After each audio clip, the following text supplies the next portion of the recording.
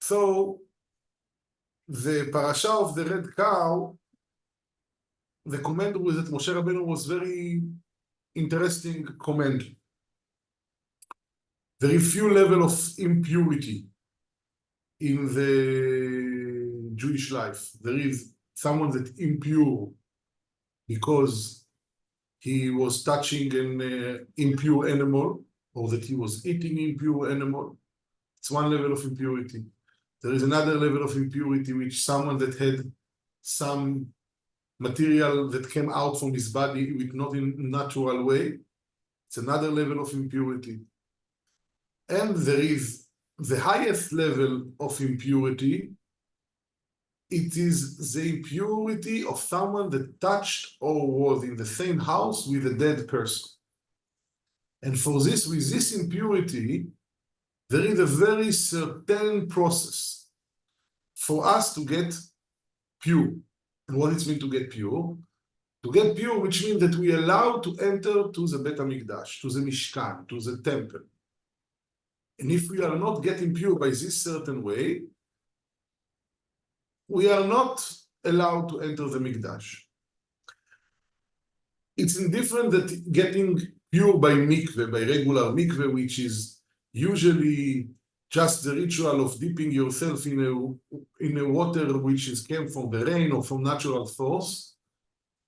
There is a ritual which is Moshe was commanded, which is specific for the people who coming up to Yerushalayim, or the people who coming to the Mishkan in the same time where was the temple was in the desert. And no one can enter to the Bet Mikdash without getting purified by this way. And what is the process of the purification? The process was that they used to take a red cow. What it means, red cow? A cow which is all its hair, it's in reddish side. It's like if we compare it, it's like almost light brown compared to today. And there is no even one black hair on its on the body of the cow. They're checking it with they used to check it in a very detailed way to examine the cow.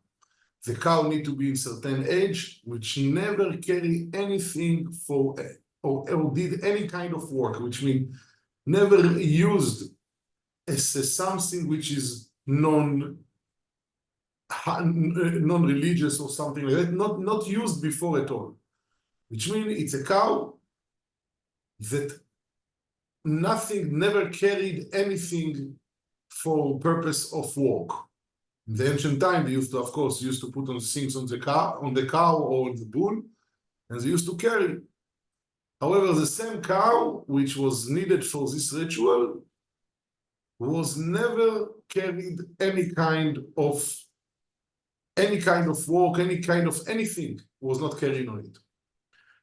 Anyhow, the same para used to be taken out of Bet HaMikdash, not inside Bet HaMikdash, and a pure Kohen, and pure person with a pure Kohen, they used to slaughter it. And after they used to slaughter it, they used to burn it until it's become ashes. They used to burn it out of the Bet HaMikdash. And after they used to burn it until it's become ashes, they used to mix it with water. And after they used to mix it with the water, they used to mix it with a lot of water. And they used to take few types of leaves, which was ezov, and erez, which is one kind of grass and one kind of very tall tree, and they used to take it together, and with this they used to dip few sprinkles twice on the people who wanted to enter the Bet HaMikdash. And they used to be in Yerushalayim.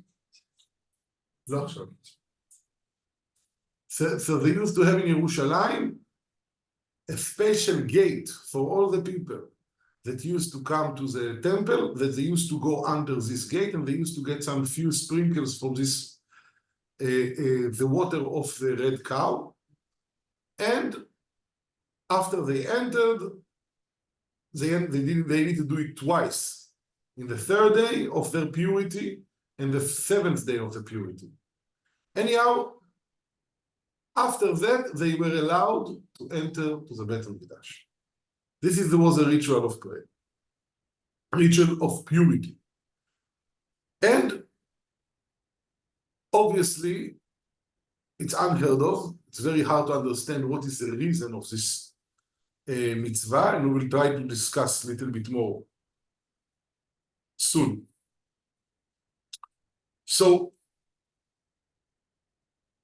one of the things which is also important to know about the red cow part of this ritual, all the pure Kohanim that they used to do the work of Parah, of the red cow, they themselves, in the end of the process, they themselves became impure for one day until they go to the mikveh, and all the rest of the people who got the sprinkles, they became pure. So it was, again, some question, what is this about this mitzvah that making the pure people impure and make the impure pure? And on this, Shlomo HaMelech said, Amarti echkema v'hi rechoka mimeni. I said I am smart. I said I am able to understand divine wisdom, but this is far from me. This I can't understand. And here we'll try to connect and try to understand what is this mitzvah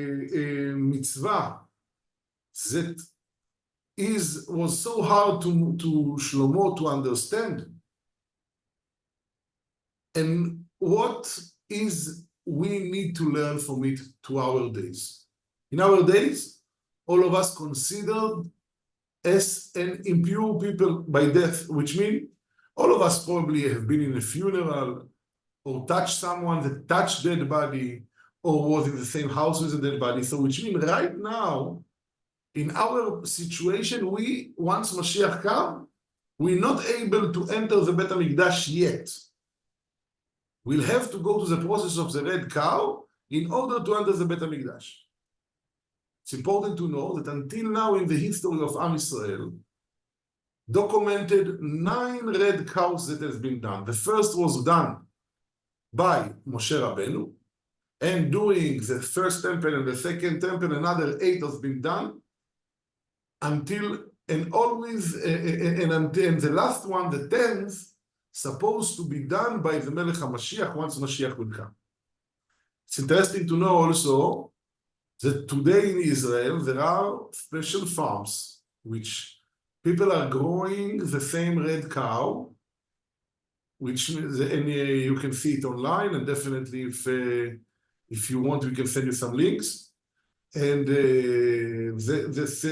that simply there are people who growing right now and make sure that there is always ready a red cow, that in order that if Mashiach come tomorrow, he will be able to prepare the same, to do this mitzvah, and will allow us to enter the Beit HaMikdash. Obviously, it is very important mitzvah. In the parasha, when the parasha starts, it said, Zot chukat haTorah. So in Hebrew, there are 3 phrases of the commands of God. There is one of them, it's called mitzvah. Everything that God command you, mitzvah. In general, it's all the mitzvot called mitzvot. But there are 3 categories of mitzvot. One is chukah, second is mitzvah, and second is mishpat. We'll try to explain it in English as much as it's possible. So we start from mishpat. Mishpat meaning a law, but in the sense which is something that can be understood by everyone. It's a common sense. There are commands which everyone can understand it in a common sense. There is mitzvot which are more for memories, for memorizing some memorial for event, or memorial of idea. They are called remembrance, this kind of mitzvot. This is the second category. So this mitzvot, remembrance, are for more memory, for remind us some values, something. Like tefillin, we are making it to remind the name of Hashem that is sitting on us. So every mitzvah has a reason. And there is one category which is called just a simple law, which means a simple law. It's chukah. I don't know if simple law it's the best way to explain it, to say it, but it's a law, it's kind of laws which is very hard to understand, or if it's sometimes it's not possible to understand what is the reason of the mitzvah. And obviously Moshe Rabbeinu and the sages, everyone in its level, understood whatever they could. Some of them understood everything. Moshe Rabbeinu understood even the reason of Para Aduma. But Shlomo Melech, which was the wisest man, said, for me, it's hard to understand. And for a few reasons. First of all, how possible the same mitzvah making someone impure and someone else pure? Second, there is so many details in this mitzvah which are not understood. What is the reason? What we should supposed to remember? What we're supposed to learn from it? What we're supposed to take from this mitzvah? But still, this mitzvah that we have to do, and no one, חוקה חקקתי, it said, גזרה גזרתי ואין לך רשות לערער אחריה, which means I made a law, and you should not have a permission even to doubt after it. You can try to learn it, try to understand it, but you're not having the permission to have a doubt. And this is this kind of mitzvah.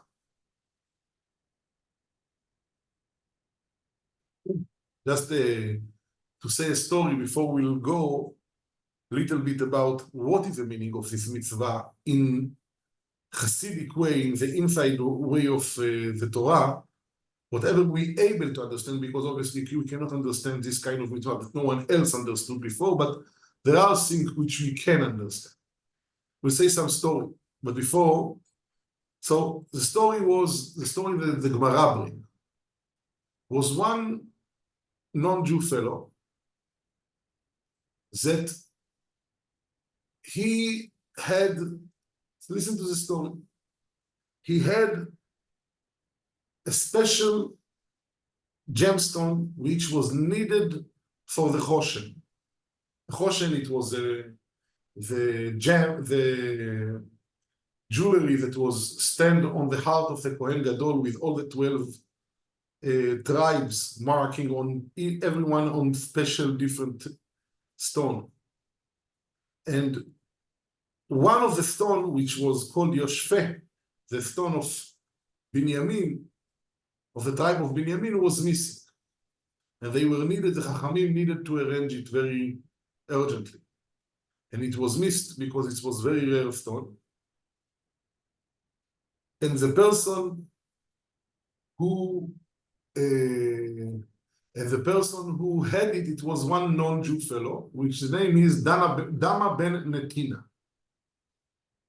The same Dama ben Netina had this stone, and the Chachamim came to know that he has this stone. So they went to his house and tried to speak with him to sell the stone. Now, Dama ben Netina entered to the house and he said, yeah, please, I really want to sell. They spoke about the price. Yeah, I would love to sell. He went to inside the house to bring the stone. And then he see that his father sleeps. And he took the keys of all the box of where he kept all the important stuff and kept it under his pillow. So he didn't want to wake his father. So he told them, I'm sorry, I cannot wake my father up. I cannot tell you right now, you come maybe in different time. Chachamim were thinking that he's trying to do negotiation with them. They didn't understood really that he was respecting his father. So they offered him more money.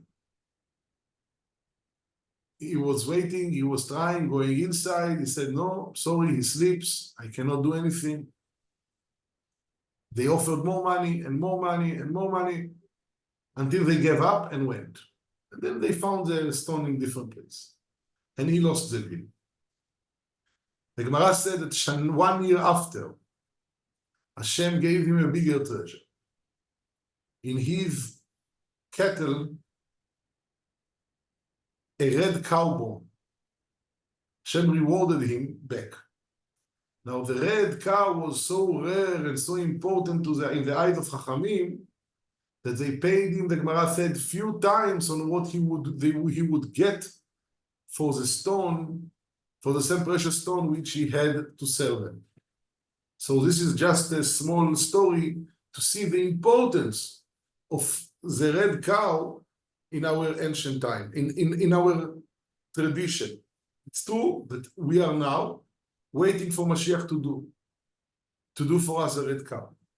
But meanwhile, the Rebbe teach us that everything in Torah, it's not just for that time, it's eternity. The Torah is eternity. So it means that everything which need to teach us something today. So let's try to see what we can learn from the red cow. So obviously, as we know, the Torah, everything in the Torah is analogy for something. Of course, Hashem created the world in a physical manner in order that we will feel something, we'll feel ourselves, we'll feel separated, we'll feel unique. Every one of us will feel that he is something that can take decision on his own life. Because if we were staying in the spiritual life, in spiritual life, all of us would feel that there is no real reality for us. We are only part or a ray of the livelihood coming from God.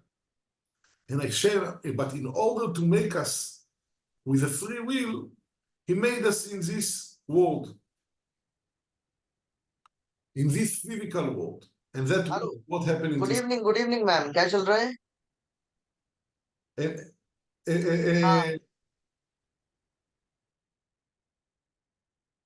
שלום דניאל, שלום.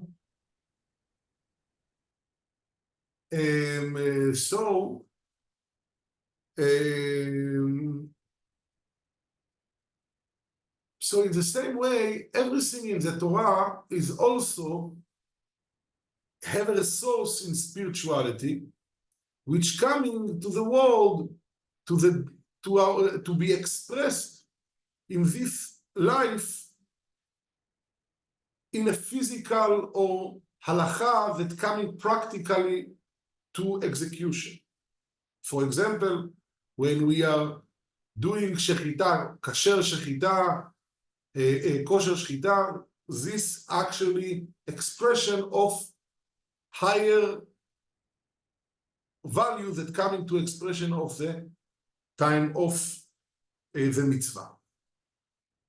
In the same way, we need to look on the mitzvah of the red cow. As we know, when we speak about this a lot, every person have divine soul and have an animal soul.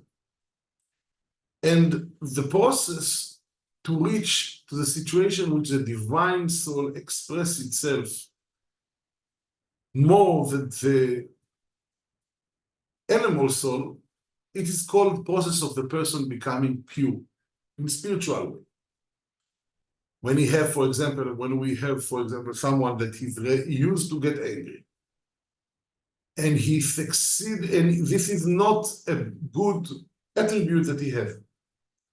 But he has to work on it in order that he will be able to reach to a higher level of grasping spirituality and grasping divinity. For that, he has to do process with his attribute. In the same way, when we used to come to Bet HaMikdash, every one of us has to get pure for all his impurities. We used to go to mikveh, we used to go to, we used to get the mitzvah of Para Aduma. But before you enter the Bet HaMikdash, you have to clean yourself first. In the same way in spirituality, every person of us having the divine soul. In order to be connected with the divine soul and not be in the hand of the animal soul, which want, we said already, different things than the divine soul. The divine soul wants to do good, to be righteous, to do more mitzvot, to learn more Torah. However, the animal soul wants to live by definition for itself. So from it can be that will be an ego or greediness. All these things can come because someone wants that he wants to exist. So we say that's why we say there is a say that said that the animal soul is right. He has a strong argument, but the divine soul is righteous. He knows how to do the extra mile which God wants us to do. Now, in order to reach to this divine soul, there is a process. The first process is to identify the red cow. Red, it symbolizes the temptation, severity, the powers which are harsh and strong and like blood that all the time in circulation and the blood is boiling. Same thing in every one of us. There is, in our animal soul, there is also one red animal. To identify this red animal, not to get scared. If this red animal have something else than being red, it's not the red animal. It's not the source of all the ambitions, the wrong ambitions which we have. Once we identify this red cow, then the work is to slaughter it. Yes. And how to slaughter it? You go to the Kohen. The Kohen tells you and helps you to slaughter it, which means the someone, the tzaddik of the generation, help you to identify the right red cow and actually to kill it, to make sure that this kind of wrong habits which we have be removed. And then even more, to burn it. This is the power of tshuva, that someone reached to some self-nullification. He already feel like he's not feeling valuable because he identified the red cow which he has. He identified where he was wrong. And then they used to take, it's called Mayim Chaim El Keli. They used to take live water, whole pure water, and mix with it. It's very interesting when we mix water and mud, usually life comes out of it. And mud, it's and dust, and ashes, it's also some form of mud, even if it's much less fruitable. But once you mix with this water, it becomes something else. It becomes something that once self-nullification, person with feeling which is self-nullified, he feels that it's not important anymore. But then you give to this kind of person water, which means wisdom, Torah, then it's become something much better. Then with two trees, one the grass, which symbolize the plants which not grow up, grow very short. And they take Etz Erez, which is a branch from the very, very tall tree, and take from this water and sprinkle on the impure people. This symbolizes something very interesting. Once person reached a situation which he burned his red cow and already received Torah, then he able to purify others. However, the Torah tells us that the person who sprinkled and the person who is doing it, he himself becoming pure, because when you tell someone else to fix someone else, you always need to check yourself again and what else you need to fix. And this is how the Torah gives us very secret how to come to the holiness. Obviously, we don't understand all the details because if Shlomo HaMelech didn't understood us, so how we can understand. But, however, the Torah, when it tells us there is a process to come to the holy, every person have it in his own mind, speech and action. He have like a Bet Mikdash. It said in the Torah, "V'shachanti betocham," I will reside in them. Really, Hashem doesn't need a house. The Bet Mikdash, it symbolizes something, that Hashem is residing with us, so we are able to connect with Him. But really, the Chachamim said that I will reside within them, within Am Yisrael, in their bodies, their souls, I am there with them. How it's possible? How it's possible? It's possible. If person reach to the situation which he purify himself, then he is becoming Bet Mikdash. He becoming a place and a vessel to have the divine presence with him on his actions. I heard yesterday someone said a story about the Baba Sali. Baba Sali, they used to know. Baba Sali used to know that he used to do a lot of miracles.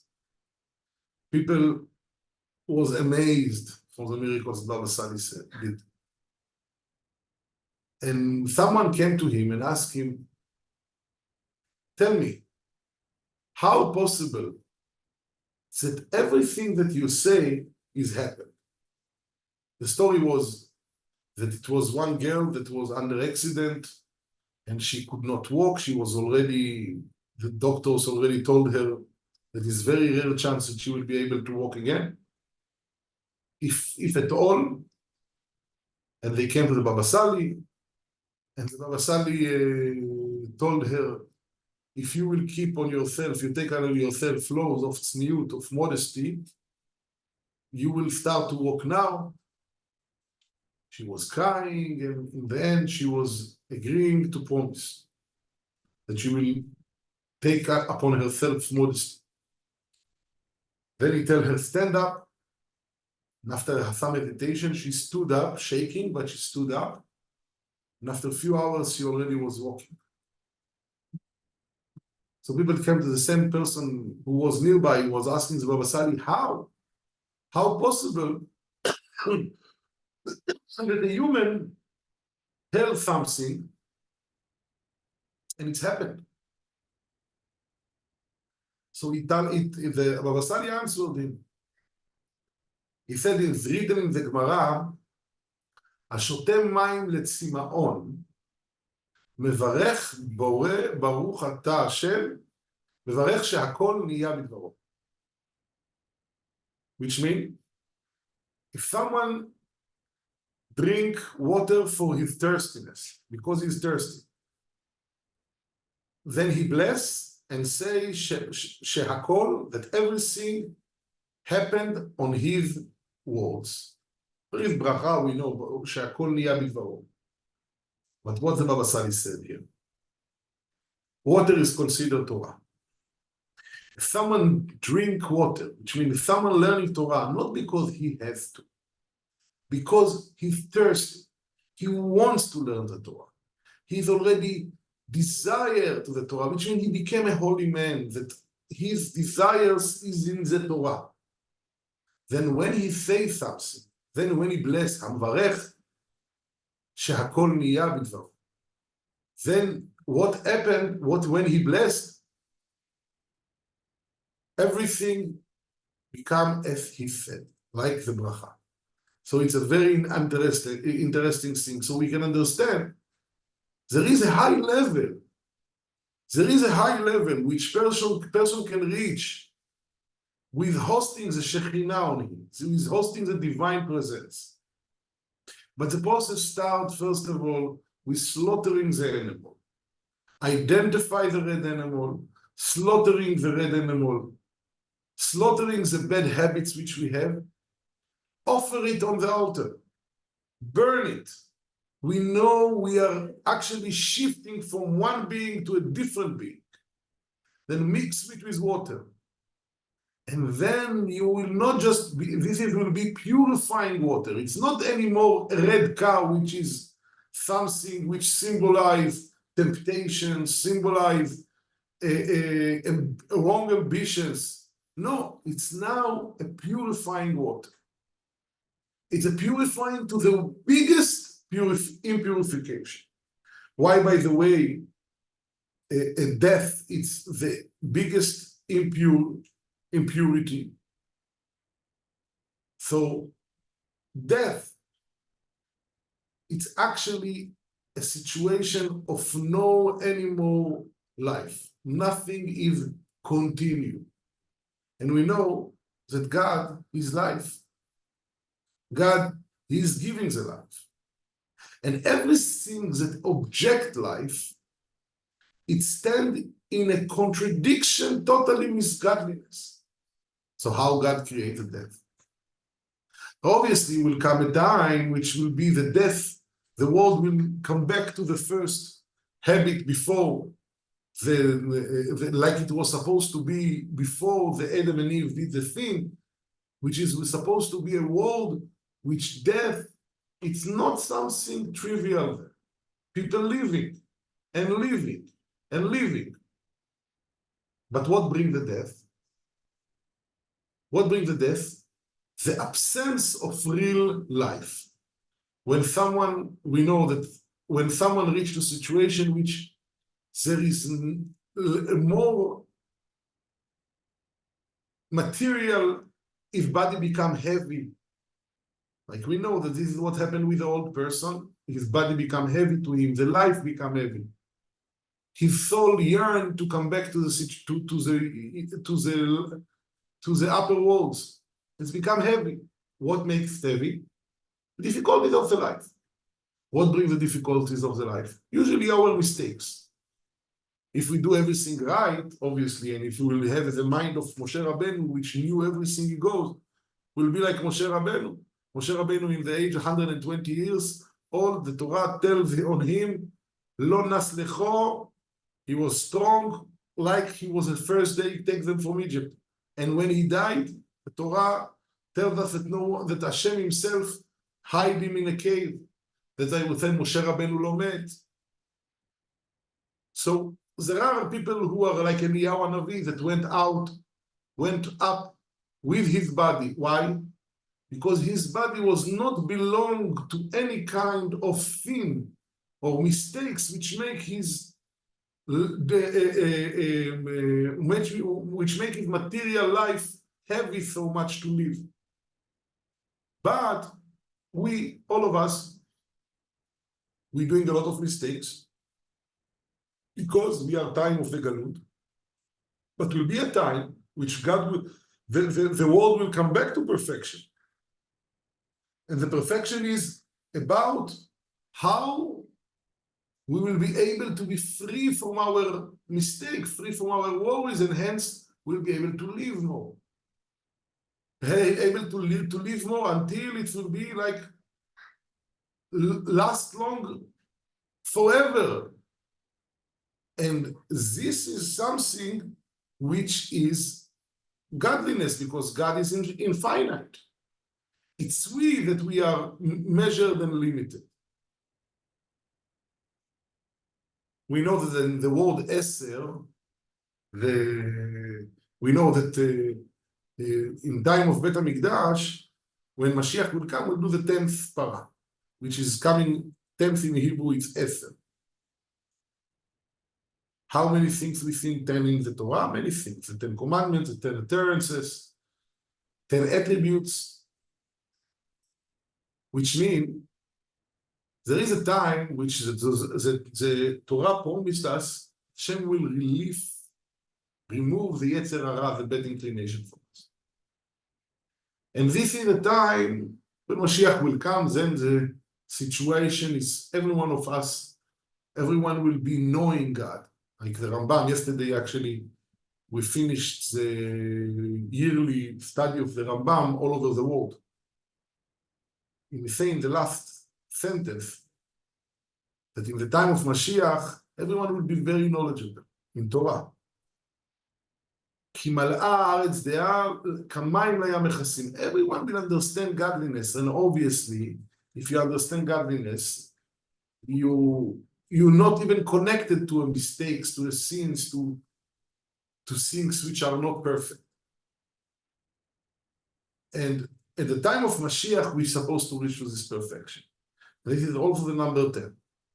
Mashiach is supposed to remove our final impurity, to be able, that we'll be able to grasp divinity, to understand divinity, to live real life, to live infinite life, to be a real free people who say something, this is what's happened because God is within them.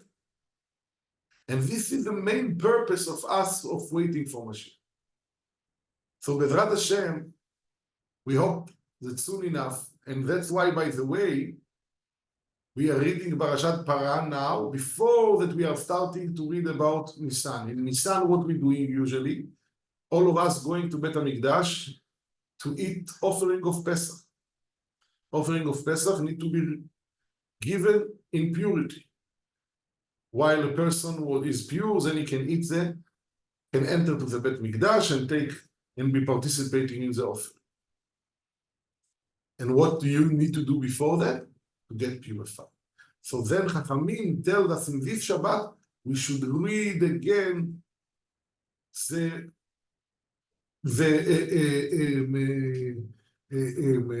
about the parasha of Para and about the red cow, to get prepared to come to the holiness. We know also it's very understand why it's also read in the same time, because we know now what all of us do. All the ladies in the house usually now goes and start cleaning. Because Pesach is near, we're supposed not to keep any kind of chametz, which means we are purifying our houses from chametz, from unleavened food. Chametz is also symbolize our proudness, our ego, which need to be eliminated when you're coming to receive godliness.